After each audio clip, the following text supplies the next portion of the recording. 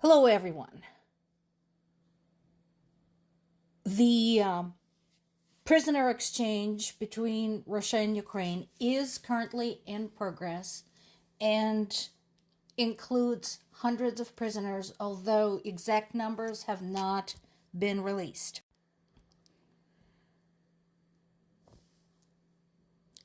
And while we know, my family knows that our POW is not going to be among them, we are happy for other families who are getting their loved ones back. God only knows what condition they're going to be in, because we know that Russia violates the Geneva Convention when it comes to the treatment of prisoners and uses torture. Just recently, two of the Mariupol defenders have been sentenced to 20 years in prison each in Russia. So they were taken what is now is early days of the war during the Battle of Mariupol. So we know that this can happen. And again, so to folks who have more questions about it, there are lots of sources that talk about the prisoner exchange. If you want some more details from the Ukrainian standpoint, Kyiv Post and Kyiv Independent are both good sources, as well as Ukraine's censor. So if you want to get more info on that, those are good places to go. So this talks about the chronology, sort of the waiting list. Obviously, when a prisoner exchange is agreed upon, they will try to get back the people who were in captivity the longest. So right now, they're working to bring back folks who were captured in 2022 and 2023.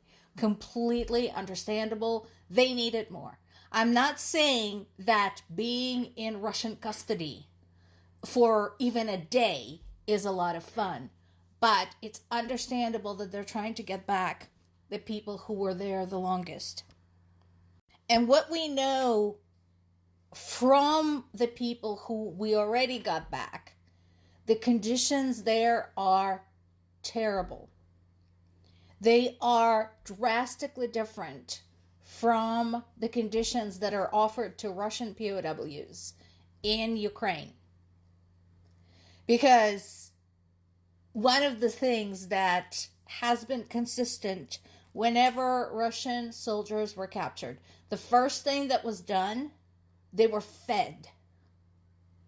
So through their entire time in Ukraine, they were fed, clothed, they had roof over their heads, and many of them were allowed to call home regularly, once a week, once every 2 weeks, to let their loved ones know that they were alive. No such courtesy was offered to the Ukrainian soldiers who were in Russian custody. That is the position that my family is in right now.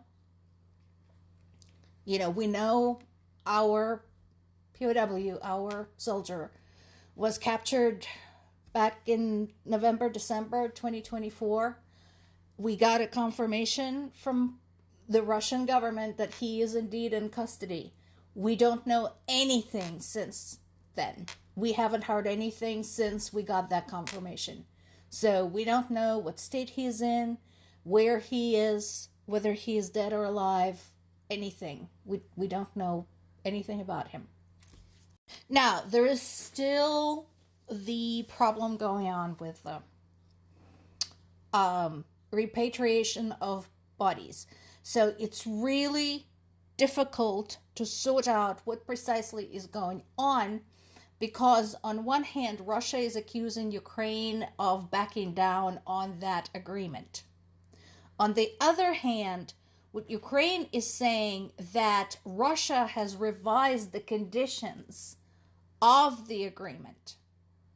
So most sources are treating this as a developing story, it is possible that we won't know exactly what happened until this is completed.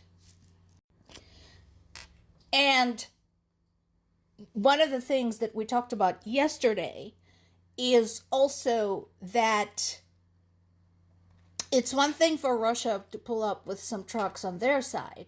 It's another thing for Ukraine to do the same in the war conditions. We don't know where they have the meeting point, which is understandable, again, for security reasons, totally valid.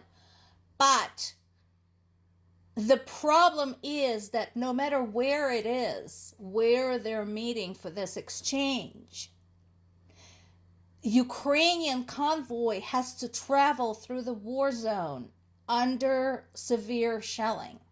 Because right now, nowhere in Ukraine is not being shelled. There's nowhere safe.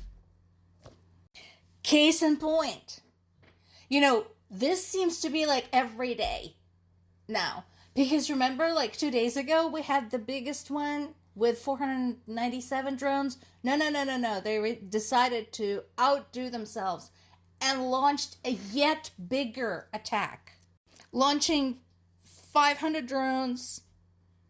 And in this particular case, what was was Ukraine's capital, Kyiv, and the Black Sea port of Odessa. This particular round of attacks injured 12 people, killed 3. So a woman was killed and 4 other people were injured in Kyiv, and then 2 men were killed and at least 8 people were wounded in the attack on Odessa. Now, when Odessa is attacked, everybody should sit up and take notice because, and I mentioned this in the past, this is the point from which Ukrainian grain flows out to the world's markets.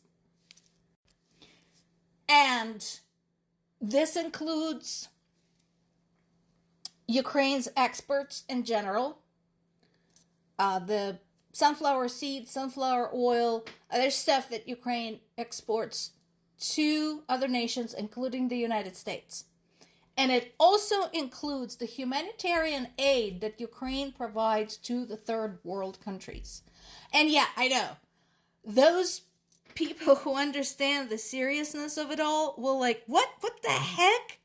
A country that is fighting a war for its very existence is still providing humanitarian aid. Yep. Yes. So there is an initiative called Grain from Ukraine, and that had sent 280,000 tons of food products to the third world countries. There is the Black Sea Grain Initiative that facilitated the export of 33 million metric tons of grain and other agricultural products from Ukraine, most of it reaching developing countries. This includes countries in Africa, Asia, and the Middle East, but paradoxically, some of them support Russia. Between just the end of the grain deal in July 2023 and February of 2024, Ukraine managed to ship 20 million tons of grain to 42 countries under the conditions of war, and most of it goes out through Odessa. So, when Odessa is under attack, everybody should sit up and take notice, because that means a risk of starvation in the developing countries Ukraine supplies. As I mentioned many times before, it's way beyond Ukraine. More to come.